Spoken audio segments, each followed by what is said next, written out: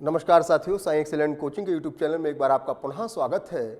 जो लोग railway group D की तैयारी कर रहे हैं अथवा इस परीक्षा को क्वालिफाई करना चाहते हैं उन लोगों के लिए वीडियो अत्यंत महत्वपूर्ण है।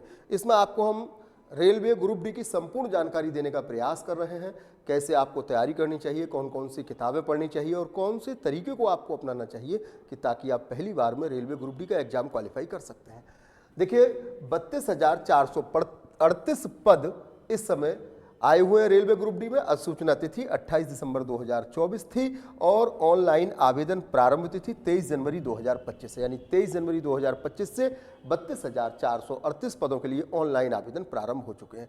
यहाँ मेरी यही सलाह रहेगी कि आप अंतिम तिथि का इंतजार ना करें और इसको आज ही और जितना जल्दी से जल्दी हो सकता है आप इसको फॉर्म को फिलअप कर दीजिए। क्योंकि जो लोग अंतिम समय तक के लिए इंतजार करते हैं तो कई बार क्या होता है, साइट बिजी हो जाती है, कई बार ओवरलोड होती है, कई बार आपको समय नहीं मिलता है। बहुत सारी संभावनाएं ऐसी होती हैं कि कहीं ना कहीं कोई मिसहैपन्स हो सकता है। तो इसलिए अंतिम तिथि का इंतजार ना करें, जितना जल्दी हो जाए फॉर्म को फिलअप कर दीजिएगा। ऑनलाइन आवेदन की अंतिम तिथि 22 फरवरी 2025 है और जो शुल्क भुगतान की भी अंतिम तिथि है वह भी 22 फरवरी 2025 है।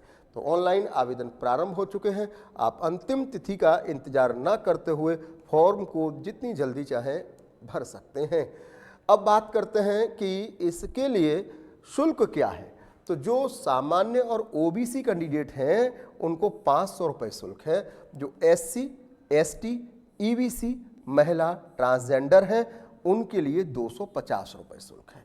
तो आप जिस कैटेगरी में हैं उसी कैटेगरी के अकॉर्डिंग आप अपने आप को देख लेते हैं कि कौन सी फीस आपको देनी है।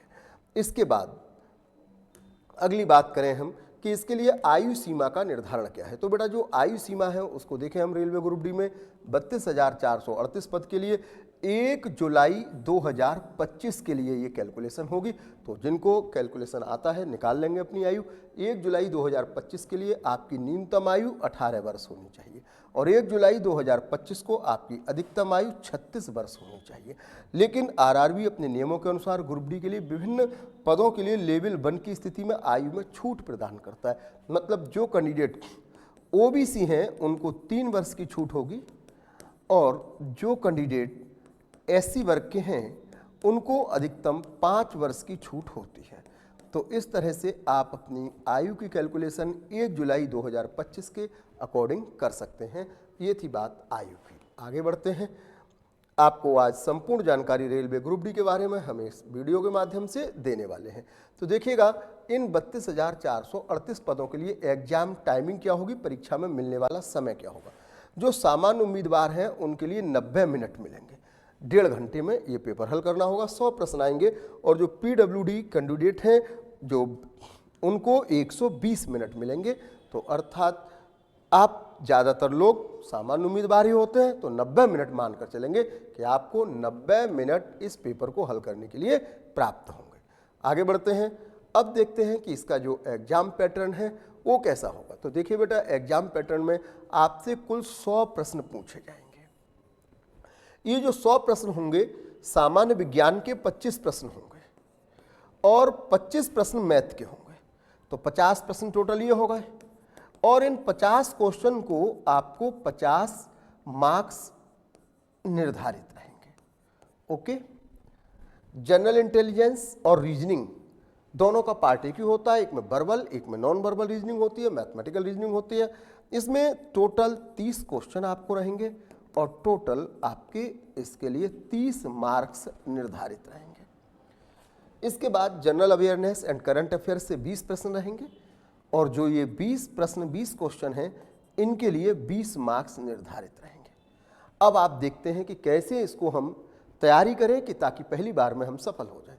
तो आपने देखा कि टोटल 100 प्रश्न आपको हल करने हैं। 100 प्रश्न में आपके पास 4 सब्जेक्ट हैं। एक सब्जेक्ट है साइंस, दूसरा सब्जेक्ट है मैथमेटिक्स, तीसरा सब्जेक्ट है रीजनिंग और चौथा सब्जेक्ट है जनरल नॉलेज।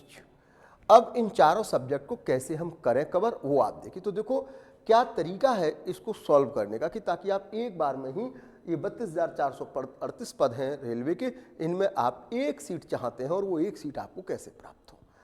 सबसे पहले क्या करना है कि 4 सब्जेक्ट आपके दिमाग में है कि ये सब्जेक्ट हमारे पास है। देखिए बेटा, प्रत्येक सब्जेक्ट में कुछ चैप्टर है प्रत्येक चैप्टर के अंतर्गत टॉपिक है।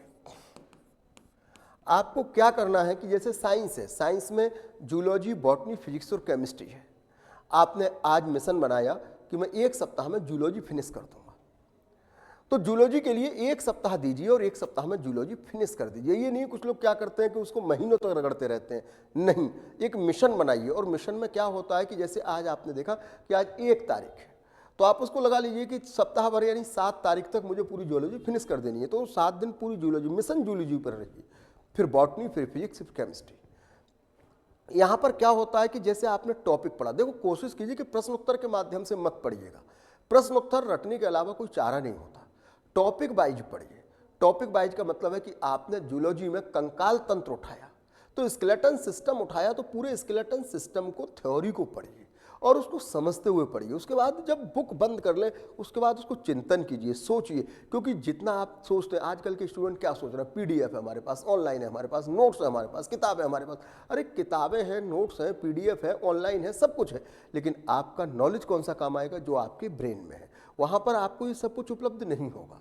तो आपको क्या करना, अधिक से अधिक याद करना है, और अधिक से अधिक आप रट सकते हो तो रटने के बस की बात नहीं है कि आप रटकर एग्जाम क्वालिफाई कर लें। आपको क्या करना चाहिए कि अधिक से अधिक आपको चिंतन करना चाहिए, सोचना चाहिए, समझना चाहिए। तो जैसे स्केलेटन सिस्टम आपने उठाया तो आपने रीडिंग कर लिया, उसके बाद उसको इमेज करो, अरे ये भी हड्डी होती है, अरे सबसे बड़ी हड्डी फीमर होती है, कहाँ होती है? अरे भाई ये तो जांग में होती है। सबसे छोटी हड्डी कौन सी होती है? स्टेपीज होती है, कहाँ होती है? कान में होती है। अरे खोपड़ी में हमारे कितनी हड्डियाँ होती है? 8 हड्डियाँ होती है। एक अंगूठे में कितनी होती है? 2 होती है। तो उसको इमेज करो, अप्लाई करो। ऐसे मान लीजिए आपने फिजिक्स में कुछ भी उठाया, फिजिक्स में मान लीजिए आपने न्यूटन के लॉ उठाए, तो न्यूटन को अप्लाई करो, चिंतन करो, तब उसको सोचो। इस तरह से साइंस को कंप्लीट करिएगा। बात करते हैं मैथमेटिक्स की, तो देखो बेटा मैथमेटिक्स चाहती है प्रैक्टिस। अब जैसे कुछ कैंडिडेट्स क्या होते हैं, देखते हैं हम कि उन्होंने लाभ हानि के 20-25 क्वेश्चन कर लिए, अपने आप को धुरंधर समझने लगते हैं कि भाई हम तो हो गए धुरंधर। क्यों? 25 क्वेश्चन करके क्या वो धुरंधर हो गए? आप कम से कम एक चैप्टर के 100 क्वेश्चन मिशन बना के चलिए कि हमको एक चैप्टर के कम से कम 100 क्वेश्चन, कम से कम। यदि लग रहा है कि अभी भी हमारे अंदर कॉन्फिडेंस नहीं हुआ तो उसके 200 क्वेश्चन कीजिए। तो क्या करना है आपको कि इसमें प्रैक्टिस मांगती है मैथमेटिक्स। रीजनिंग भी प्रैक्टिस मांगती है। रीजनिंग चिंतन, विश्लेषण, संश्लेषण, आपकी थिंकिंग पावर को मापती है। तो रीजनिंग में भी आपको क्या चाहिए? प्रैक्टिस चाहिए। जनरल नॉलेज को revision and reading, listening and discuss विधि से आप जनरल नॉलेज पढ़ सकते हैं। तो क्या करना है आपको कि ये जो 4 सब्जेक्ट है ना, इन 4 सब्जेक्ट के चैप्टर नोट कीजिए।